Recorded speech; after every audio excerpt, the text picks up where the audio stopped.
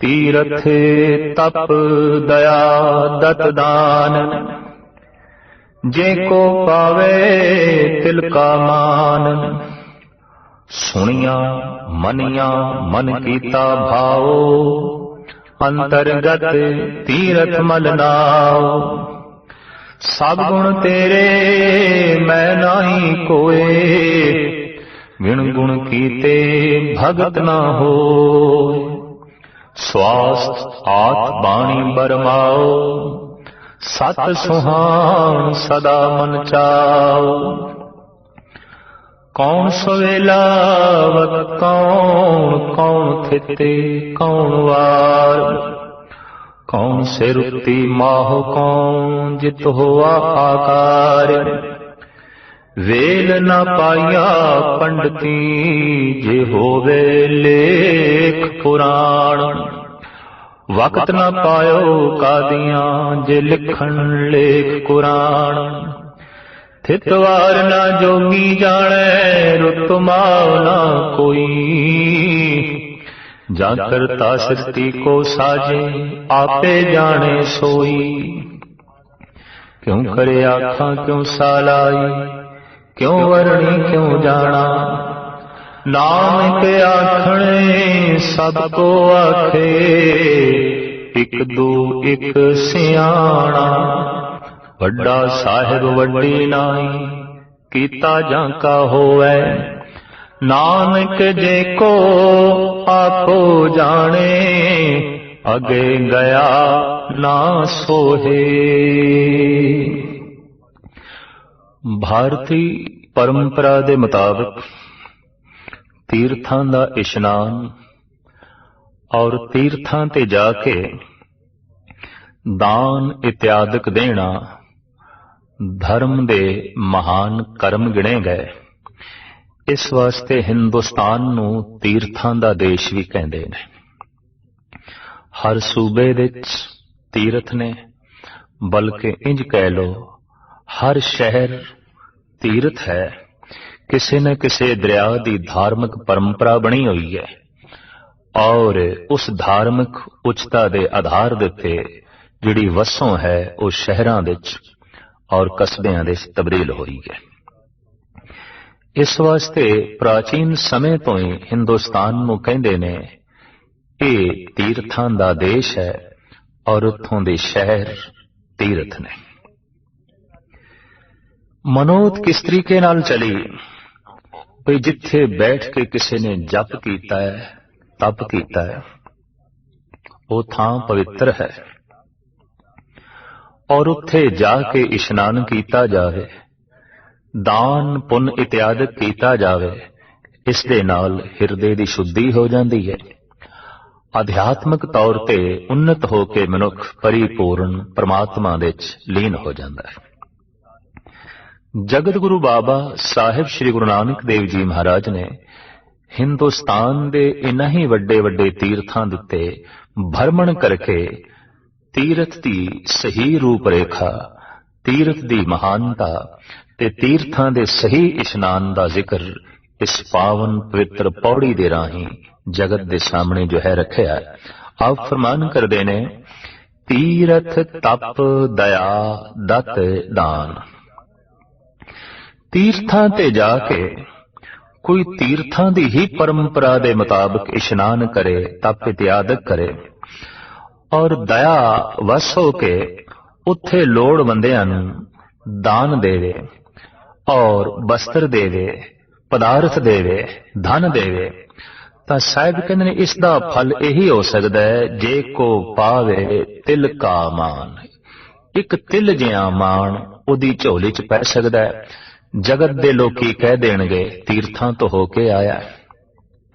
इस वास्ते मेरे पातशाह कहंदे ने कि तीर्थ जाऊं तां हों हों करते, पंडित पूछो तो माया राते, सो अस्थान बताओ मीता, जाके हर हर कीर्तन नीता। जे तीर्थां ते जांदे आ ते इशनान करके आउंदे आ ते हंकार दी मैल होर वध जांदी है। जिन्ने चिर तक सारे मोहल्ले नूं ना दसिया जाए बस असीं तीर्थां ते इशनान करके आए हां, इतने चिर तक मनुख नूं चैन नहीं आउंदा। ਤੀਰਥਾਂ ਦਾ ਲਿਆਂਦਾ ਹੋਇਆ ਪ੍ਰਸ਼ਾਦ ਵੀ ਘਰ ਘਰ ਇਸ ਵਾਸਤੇ ਵੰਡਿਆ ਜਾਂਦਾ ਹੈ ਕਿ ਅਗਲਿਆਂ ਨੂੰ ਪਤਾ ਚੱਲੇ ਅਸੀਂ ਤੀਰਥਾਂ ਤੋਂ ਹੋ ਕੇ ਆਇਆ, ਦਾਨ ਪੁੰਨ ਇਤਿਆਦਿ ਕਰਕੇ ਆਇਆ। ਤੋ ਇਹ ਤੇ ਐਸਾ ਹੋਇਆ, ਇੱਕ ਭਉ ਲੱਥੀ ਨਾਤਿਆਂ ਦੋਏ ਬਹਾ ਚੜਿਆ ਸਹੋਰ, ਇੱਕ ਮੈਲ ਲੱਥੀ ਦੋ ਮੈਲਾਂ ਹੋਰ ਚੜ ਗਈਆਂ, ਦੂਸਰੀ ਹੰਕਾਰ ਦੀ ਮੈਲ ਪਰਬਰ ਮੈਲ ਹੋਰ ਚੜਾ ਕੇ ਲਿਆਏ।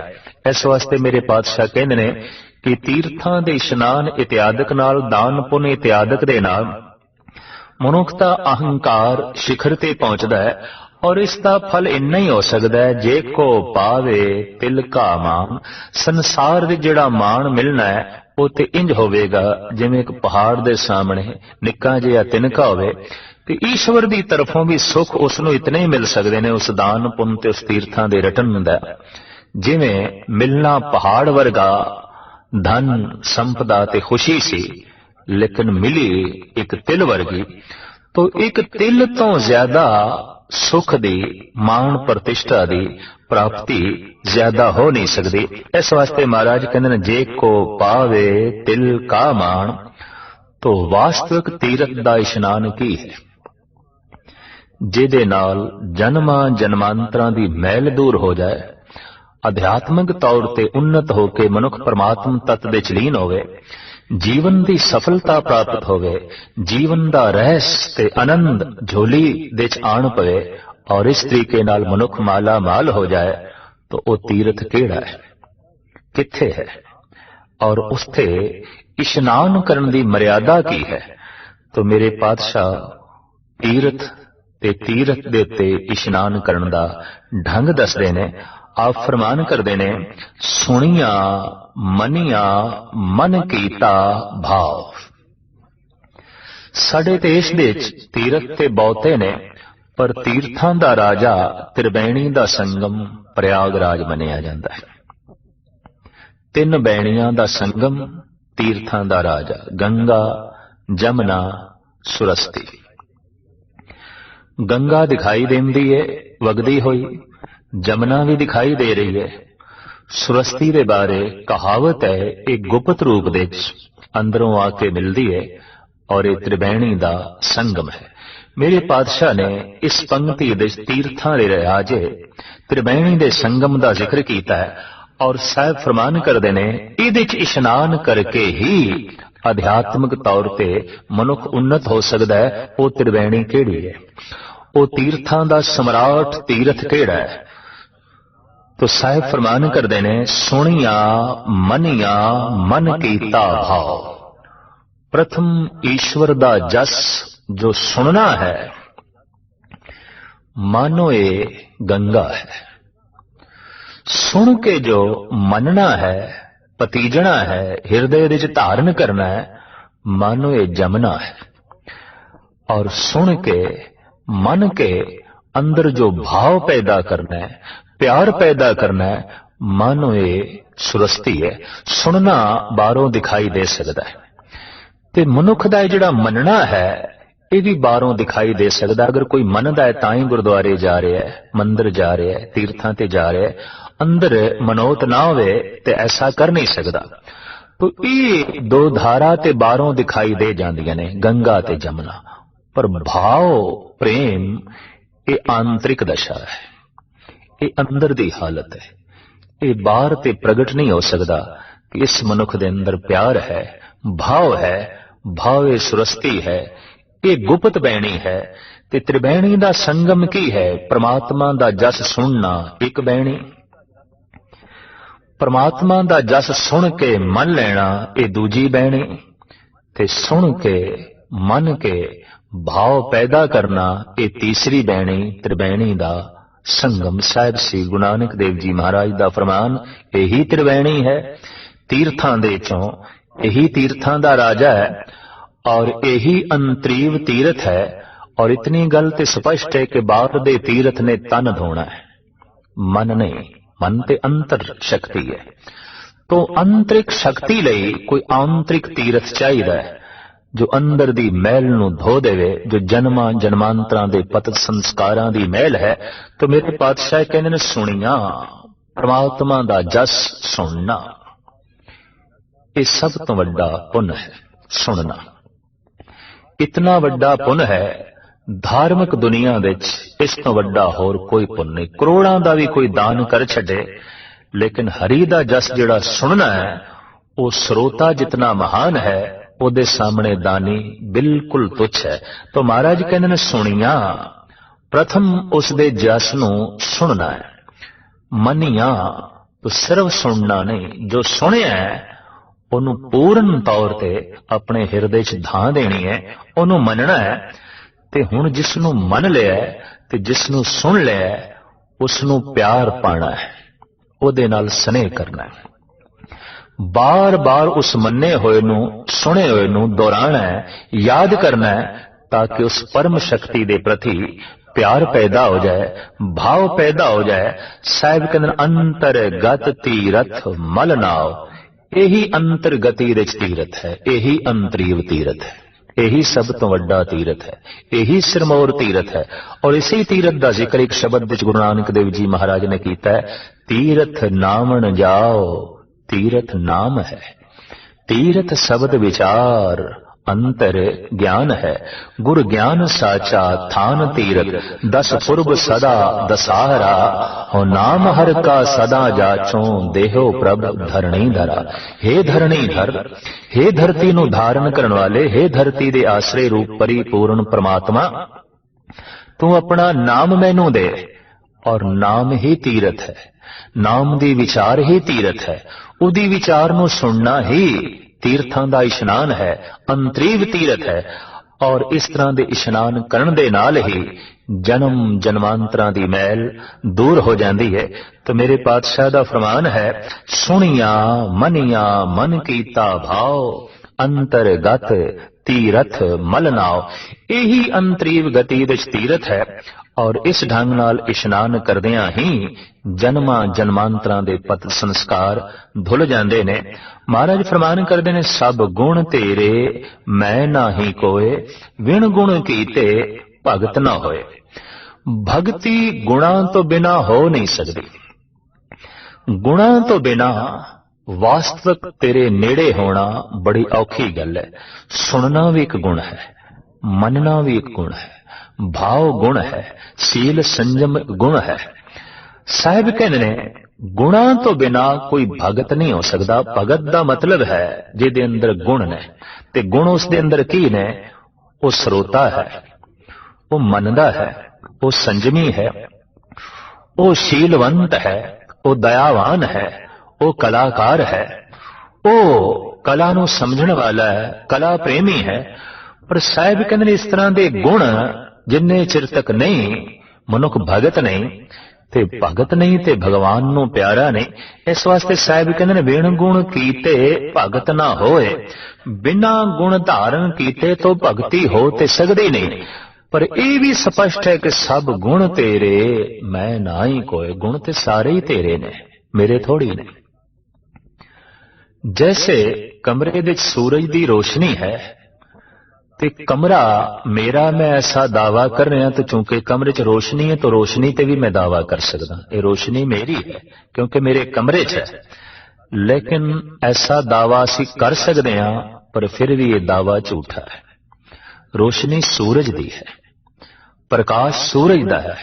हाँ, मेरे कमरे च भी वो सूरज प्रकाशमान है। ये ते मनुख दावा कर सकता है ये गुण मेरे ने, पर यह दावा फिर भी फोका होगा। जैसे सूरज की किरण ने कमरे नूं मुनव्वर कीता है, परमात्मा की किरण ही मनुख दे हिरदे नूं मुनव्वर करदी है। संबंधित किरणां दा जिहड़ा जाल है, ये सब सूरज दे नाल जुड़िया होया है। तमाम गुणां दा आधार परिपूर्ण परमात्मा है। गुण जो भी हिरदे च प्रगट होवेगा, उस करके प्रगट पता चलेगा कि परमात्मा दा कितना प्रकाश इस हिरदे विच है। ते जिस दिन मनुख ये दावा करदा है ये गुण मेरे ने, समग्र गुण औगुणां दे च बदल जांदे ने। जैसे गन्ने दे रस दी शराब बना लईए तो अमृत जहर बन जाता है। गुण उस वक्त अवगुण हो जाते हैं जब गुणा दे नाल मनुख अपने अहंकार दा दावा जोड़ देंदा है। तो मेरे पातशाह दा फरमान, सब गुण तेरे मैं नाही कोय, विण गुण कीते भगत ना होए, स्वास्थ आत बाणी बरमाओ। जगत की रचना के संबंध विच एक चर्चा है कि यह संसार ब्रह्मे ने बनाया।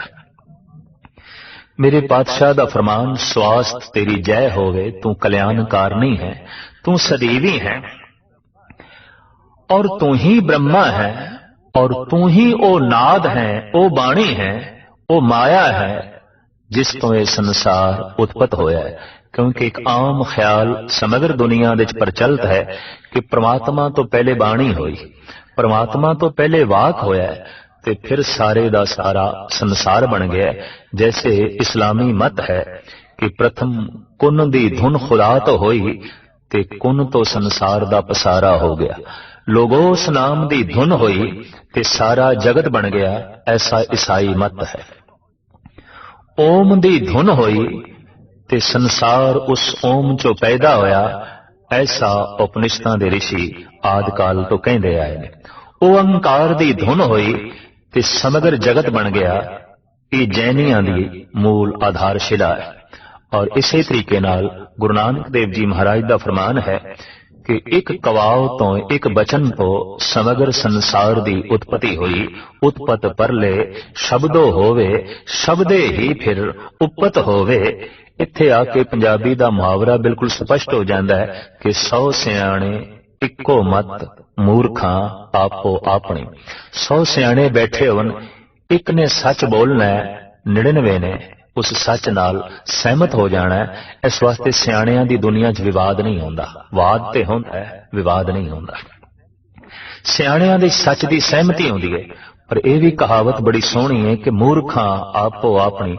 एक मूर्ख ने जो कुछ कहना है, दूजे मूर्ख ने सुनना नहीं। वो इस तैयारी दे च कि मैं भी कहना है। तो मूर्खां दी दुनिया च सुनिया नहीं जाता, सुनान दा ही शौक है। इस वास्ते मूर्खां दे च विवाद खड़ा हो जाता है, लड़ाई खड़ी हो जाती है।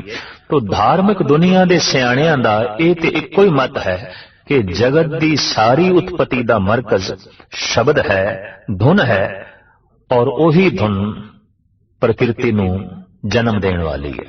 तो साहिब कहते ने, हे परिपूर्ण परमात्मा तेरी जय होवे, तू कल्याणकारनी है, तू सदैवी है और तू ही ओ बाणी है, तू ही ओ नाद है जिस तो जगत पैदा होया है और तू ही ब्रह्मा है, इस जगत दा रचेता, इस जगत दा साजनहार। सत सुहान सदा मन चाओ, पर फिर भी तू कैसा है। तू जगत नूं बनाया, तू जगत नाद तो पैदा कीता, तू नाद है, तू बाणी है, तू ब्रह्मा है, तेरी जय होवे, तू कल्याणकारनी है, फिर भी तू कैसा है। तो साहिब कहने, सत सुहान सदा मन चाओ। तू सत है, तू सुंदर है, तू सदैवी खिड़िया होया है। जिसनों साडे देश के ऋषि मुनिया ने आख्या सत्यम शिवम सुंदरम। वो सत है, वो प्रकाशमान है, वो सुंदर है। जिसनों इंज भी पुराणक ऋषिया ने आख्या सत चित आनंद।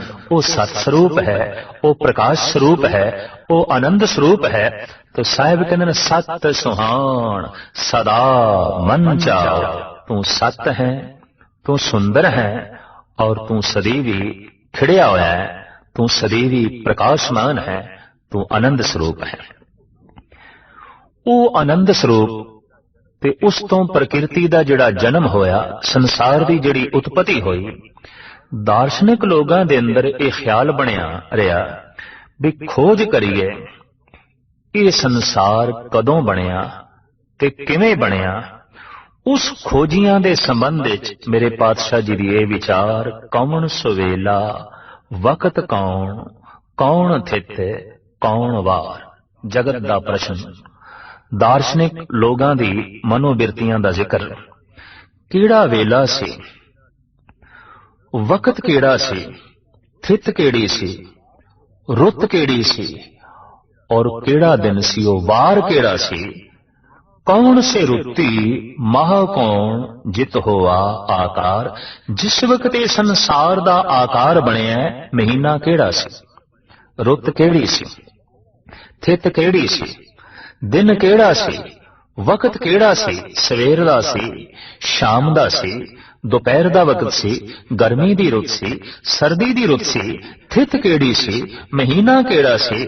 ਸਾਹਿਬ ਸ੍ਰੀ ਗੁਰੂ ਨਾਨਕ ਦੇਵ ਜੀ ਮਹਾਰਾਜ ਦਾ ਇਹ ਪ੍ਰਸ਼ਨ ਅਗਰ ਇੱਥੇ ਮੰਨ ਲਿਆ ਜਾਏ ਫਲਾਣਾ ਮਹੀਨਾ ਸੀ, ਫਲਾਣੀ ਰੁੱਤ ਸੀ, ਫਲਾਣੀ ਥਿਤ ਸੀ, ਤਾਂ ਸੰਸਾਰ ਦੀ ਬਣਤਰ ਪਹਿਲੇ ਹੀ ਸਪਸ਼ਟ ਹੋ ਗਈ, ਬਣੀ ਹੋਈ ਹੈ। ਮਹੀਨੇ ਦਾ ਹੋਣਾ, ਸੂਰਜ ਦਾ ਹੋਣਾ ਲਾਜ਼ਮੀ ਹੈ, ਫਿਰ ਚੰਦਰਮਾ ਦਾ ਹੋਣਾ ਲਾਜ਼ਮੀ ਹੈ। ਇਸ ਵਾਸਤੇ ਸਾਹਿਬ ਕਹਿੰਦੇ ਨੇ ਕੋਈ ਸਹੀ ਅੰਦਾਜ਼ਾ ਲਾ ਕੇ ਨਹੀਂ ਕਹਿ ਸਕਦਾ ਕੌਣ ਸਵੇਲਾ ਵਕਤ ਕੌਣ, ਕੌਣ ਥਿਤ ਕੌਣ ਵਾਰ, ਕੌਣ ਸੇ ਰੁੱਤੀ ਮਾਹ ਕੌਣ ਜਿਤ ਹੋਆ ਆਕਾਰ।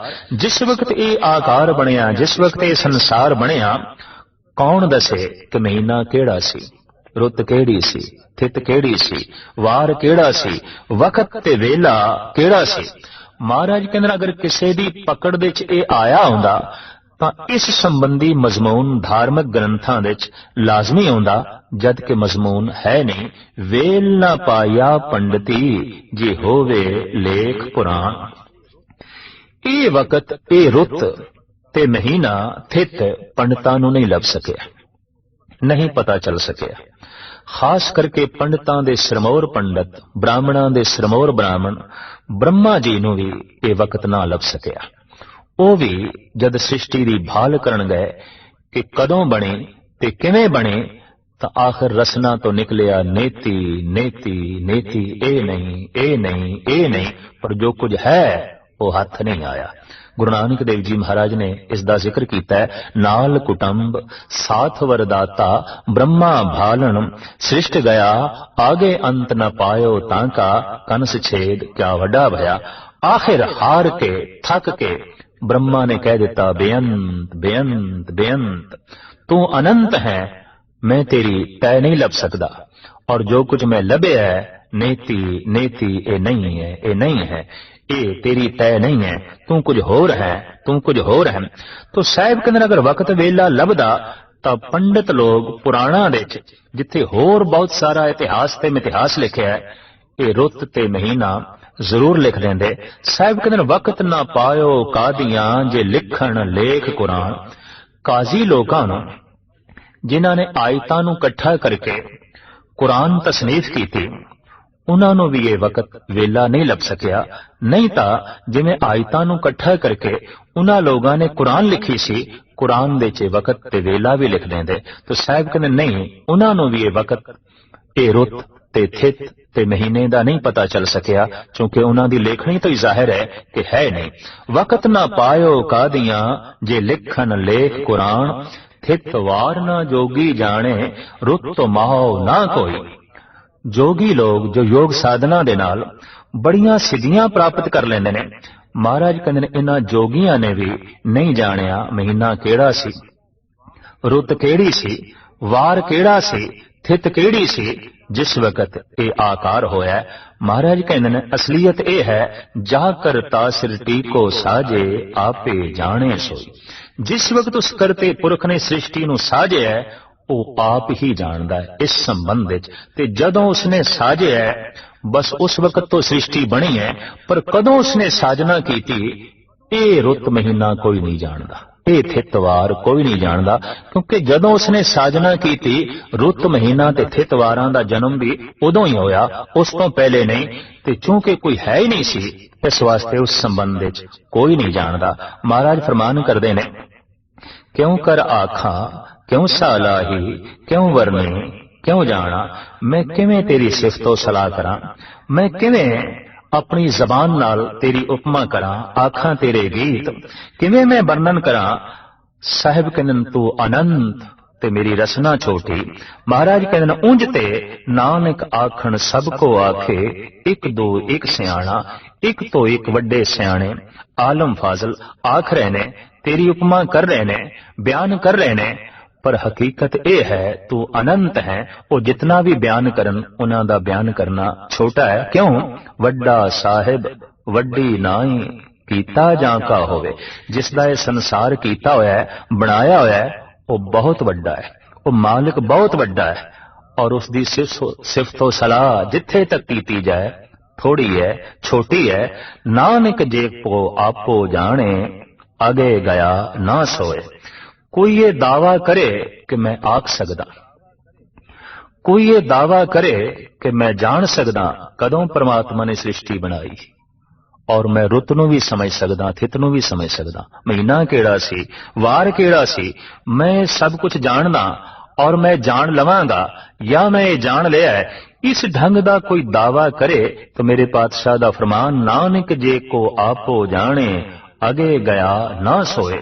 इस ढंग दे नाल कोई दावा करे कि मैं जानदा, मैनू सब कुछ पता है, अगे जाके सुभायमान नहीं होवेगा, परमात्मा दी दरगाह विच मान नहीं पावेगा, और उसका दावा फोका होवेगा, झूठा होवेगा, क्योंकि उस अनंत नूं, उस असीम नूं जबान दी सीमा नाल, दिमाग दी सीमा दे नाल जानना बहुत औखा है।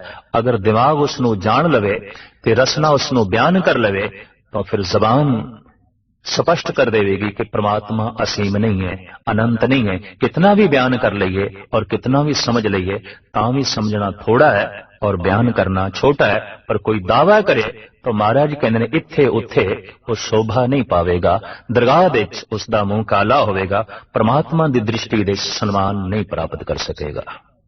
क्योंकि असीम नूं जानन दा दावा उस असीम नूं सीमित करना है, अनंत नूं जानन दा दावा ओनू किसी हद तक बेअंत साबित करना नहीं है। मानो असी उसका अंत पा लिया, मानो असी उसकी सीमा कर लीए। ये तो इस तरह होवेगा जिवें किसी सुल्तान नूं आख्या जाए तू बहुत वड्डा चौधरी है, किसी महान धनवान नूं आख्या जाए तू बहुत वड्डा भिखारी है, किसी महान सुंदर नूं यह आख्या जाए तू बहुत वड्डा करूप है। वड्डा ते आख्या जा रहा है पर उन्होंने नाल करूप भी आख्या जा रहा है, वड्डा ते आख्या जा रहा है पर बादशाह नूं चौधरी आख्या जा रहा है। तू सुल्तान कहाओ मियां तेरी कौन वडाई। साहिब श्री गुरु नानक देव जी महाराज दा फरमान है ते तू बादशाहां दा बादशाह, पर मैनू वर्णन करन दा ढंग नहीं आउंदा, मैं तेनू मियां जी आखी जाना, मैं तेनू चौधरी आख्या जाना। हुण बादशाह नूं चौधरी कहना ये बादशाह दी तौहीन है। सम्राट नूं सिर्फ मियां जी करके कह देना ये बादशाह दी तौहीन है। ते परमात्मा प्रति इंज कह लेना कि मैं जान लिया तू किस समय सृष्टि की साजना कीती सी, किवें जगत नूं बनाया, मैं तेनू जान लिया। ते जानन दा दावा करना ही परमात्मा नूं छोटा बयान करना है। इस वास्ते साहिब कहंदे ने तू कितना भी बयान कर तेरे बयान दे विच वो नहीं आवेगा, तू कितना ही समझण दी कोशिश कर पूर्ण तौर दे विच वो तेरे बुद्धक मंडल दे विच नहीं आवेगा। तेरा बौद्धक मंडल सीमित है, परमात्मा असीम है। इस वास्ते साहिब कहंदे ने वर्णन करन वाले सियाणे ते वर्णन करी जांदे ने, नाल अपना दावा भी जोड़ी जांदे ने, असी जान लिया, असी जान लिया। पर साहिब कहंदे नहीं, नानक जे को आपो जाने।